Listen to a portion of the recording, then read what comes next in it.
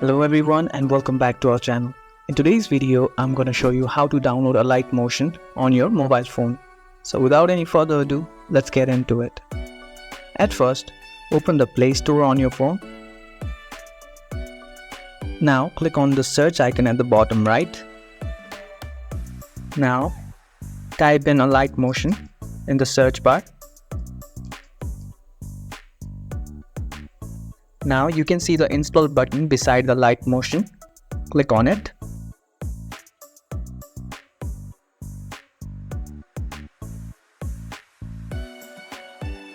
Now as you can see, our app has been successfully installed and you can see the open button beside it.